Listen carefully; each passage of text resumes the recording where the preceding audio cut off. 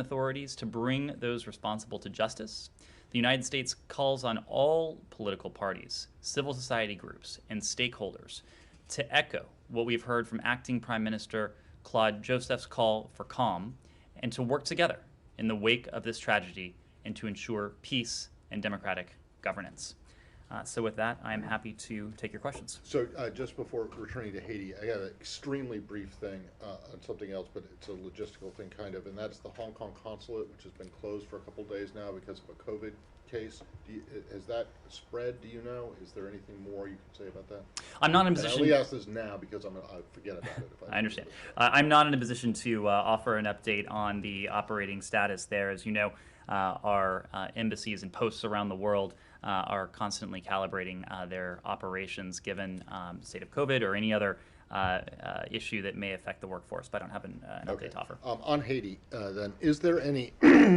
This isn't exactly. It's bad, but it's not exactly a coup. I mean, it's not a.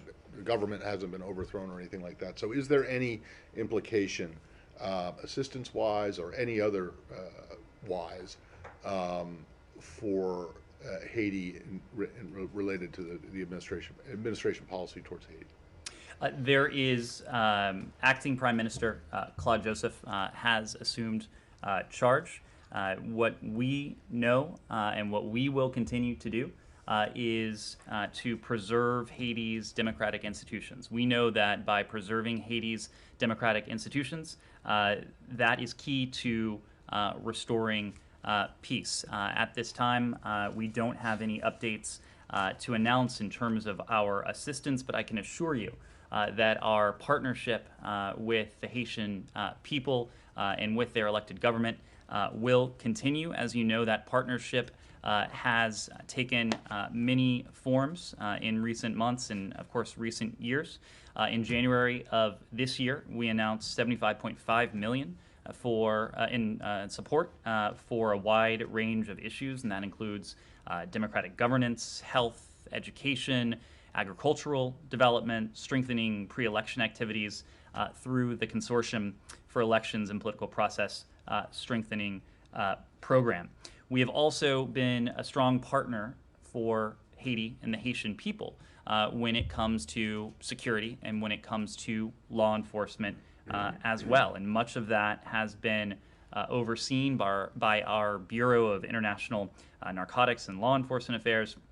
They've provided direct assistance to the Haitian National Police over the years, and as a direct result of this INL support, the Haitian National Police have trained officers from a number that was less than 10,000 in 2010 to nearly 15,000 Haitian National Police officers today. We have continued to encourage Haiti to take a holistic approach to countering violence and to countering gangs, and we provided $5 million to strengthen the Haitian National Police's capacity to work with communities to resist gangs as well.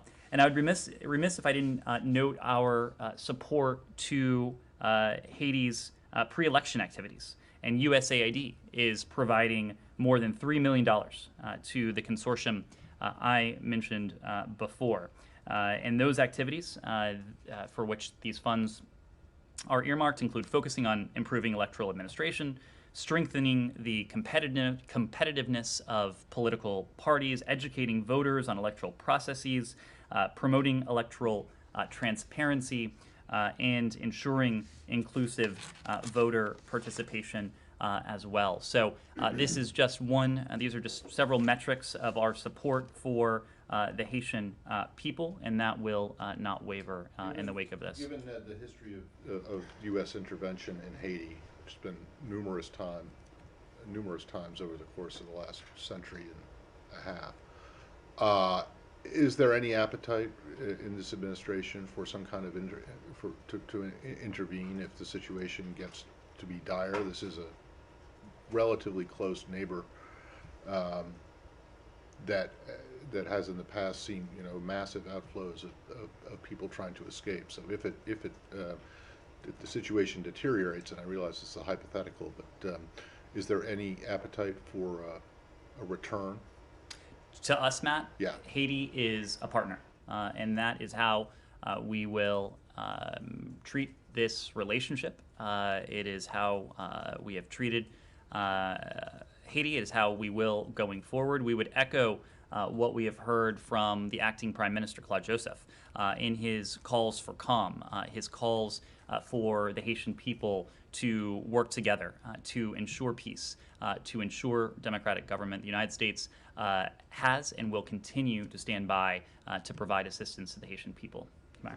So on Haiti, the ambassador told us that he has been in touch with State Department and a number of different agencies in U.S. government. Can you at least say, you just said that you can't give an update on the U.S. assistance, but can you at least say perhaps a new package is being formed and you guys are working on something new on top of these quite little numbers, $5 million, $3 million that you just mentioned?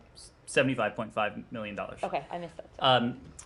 We have been in regular contact with the acting Prime Minister, Claude Joseph. We are prepared to respond to requests for assistance